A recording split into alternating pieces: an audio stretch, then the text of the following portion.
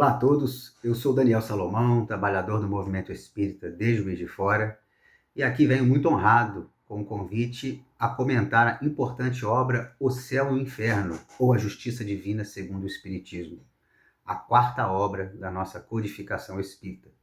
Obra que, inclusive, no ano de 2025, completa 160 anos do seu lançamento. E logo na sua capa, após o seu subtítulo, o próprio Kardec vai dizer para nós o objetivo dela, o que ela traz. O exame comparado das doutrinas sobre a passagem da vida corpórea à vida espiritual.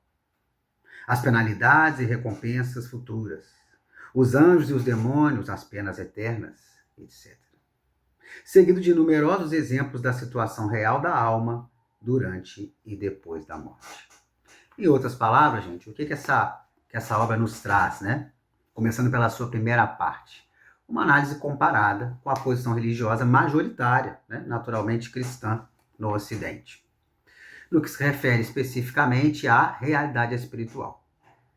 Então, a tradição religiosa cristã, ela vai nos trazer a ideia mais rígida de um céu, de um inferno delimitados. No campo católico, especificamente, também uma terceira região, a ideia do purgatório. E em vários pontos, nós, enquanto espíritas, concordamos com essa ideia. Concordamos, sim, que somos imortais e que, não estando encarnados, habitamos uma região do mundo, do universo, que nós chamamos de mundo espiritual. Porém, nós não vamos entender de uma forma tão rígida essa separação entre as regiões, Nós vamos entender que há uma gradação infinita, de posições, de estados, logo de regiões, habitadas pelos espíritos. A nossa grande questão, na verdade, com relação a esse entendimento religioso majoritário, está na questão das penas eternas, ou seja, no fato de que aqueles que, por esse entendimento, forem condenados a uma situação de sofrimento, ao inferno, estarão lá para sempre, pela eternidade. Esse é um dos pontos que Allan Kardec contraria de forma muito, muito lógica e muito respeitosa, indicando para nós que no pensamento de um Deus infinitamente misericordioso e bondoso, jamais poderíamos concebê-lo como condenando uma de suas criaturas ao inferno eterno, a um sofrimento eterno, independentemente dos erros, dos crimes cometidos. Afinal, mesmo nós na Terra, com o passar do tempo, temos revisto, temos analisado com fraternidade a aplicação de penas, de prisões, Quantos povos já questionam cada vez mais, por exemplo, a aplicação da pena de prisão perpétua, a própria pena de morte, Será que nós estaríamos mais fraternos, vamos dizer assim, que o próprio Deus? Então esse é um dos pontos interessantíssimos, que Kardec trabalha. Mas ele vai trazendo aqui, estou até percorrendo o índice da primeira parte, uma discussão muito interessante, Primeiro sobre a questão lógica que contraria o pensamento de que haveria um nada após a morte. Ele vai trazendo essa questão. Em segundo lugar, quando ele entra na descrição, na comparação com as regiões espirituais, ele volta naquilo que nós colocamos no início. Há uma realidade espiritual.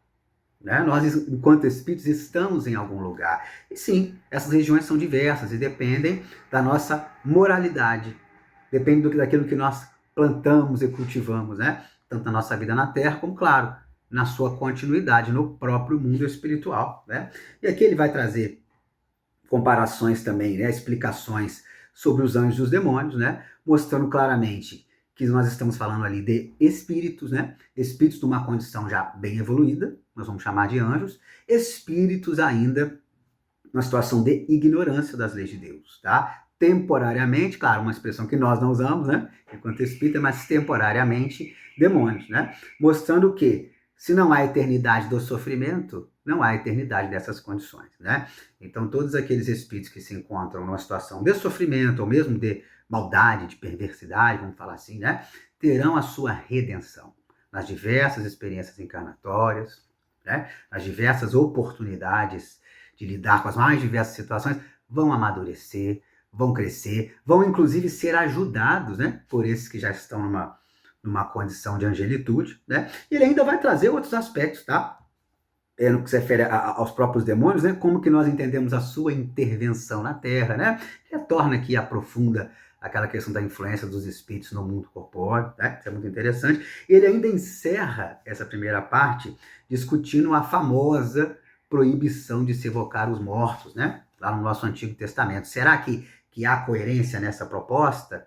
Será que nós não concordamos com ela em alguns aspectos, né? Mas, de qualquer forma, como Kardec vai mostrar, para nós não é um problema, né? A manifestação daqueles que estão desencarnados. Pelo contrário, isso é natural. Isso faz parte da existência humana. Porém, nós temos na segunda parte, talvez um dos trechos assim mais intrigantes da codificação espírita, né? Mas eu não vou dizer naturalmente não importantes, né? Mas mais interessantes de se investigar.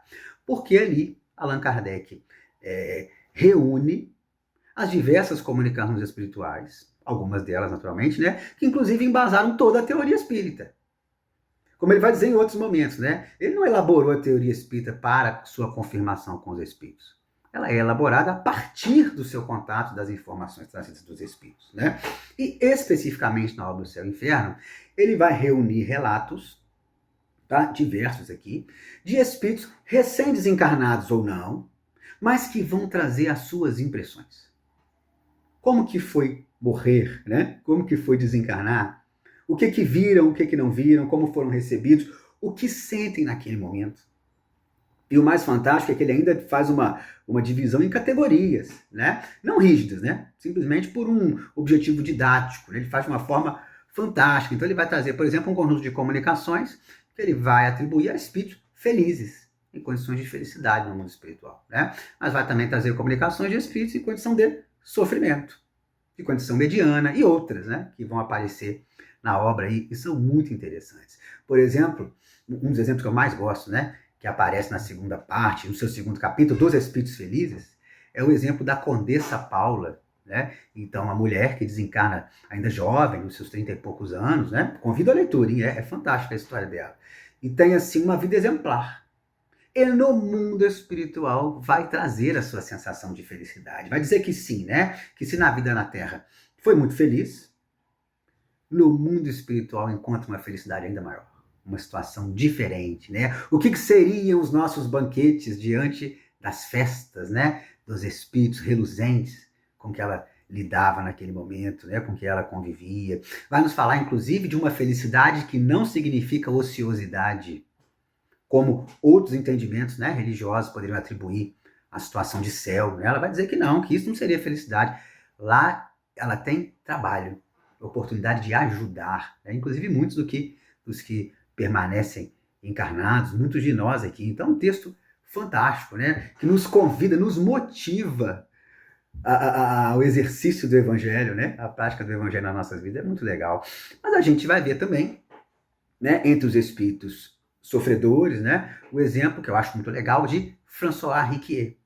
Alguém que também, acho que eu nem comentei isso sobre a Condessa Paula, mas que era rico como ela, enquanto vivo, né? Mas na sua conversa registrada na obra, isso no capítulo 4, né, da segunda parte, ele vai demonstrar o seu apego às coisas materiais. Vai mostrar como ainda no mundo espiritual sofria pelas suas posses. Sofria ao ver aqueles seus herdeiros, segundo ele, dilapidando tudo que havia reunido, né? Ele queria o seu dinheiro de volta. E é interessante que nessa conversa há um momento de esclarecimento desse espírito, né? Em que ele pede socorro, em que ele reconhece que precisava sim se desapegar. Olha que coisa legal. Né? E isso é fantástico, porque mostra, ainda retornando à questão das penas eternas, né? Como que para nós espíritas não há eternidade do sofrimento. Aquele, François no caso, né, que sofria no mundo espiritual pelo seu apego, naturalmente seria ajudado. Seria ajudado, inclusive, né, esperamos, por espíritos da grandeza da Condessa Paula. Né? Então a gente jamais vai encontrar espíritos numa eternidade de sofrimento. Isso é talvez o mais consolador que a obra nos traz, tá? Além de reforçar o caráter de imortalidade da alma, de que as coisas não acabam aqui, né? Mostra para nós que temos uma possibilidade de felicidade no mundo espiritual. Seremos felizes também no mundo espiritual. E mesmo aqueles de nós que pelas próprias imperfeições ainda não conseguiram essa situação, terão auxílio. Terão oportunidade de recomeço, olha só, oportunidade de se reestruturar. Tudo isso está aqui na obra. O grande caráter consolador do Espiritismo. Somos imortais, não estamos abandonados e seremos felizes. Essa é a mensagem da obra O Céu e o Inferno. Vamos lê-la. Um grande abraço a todos.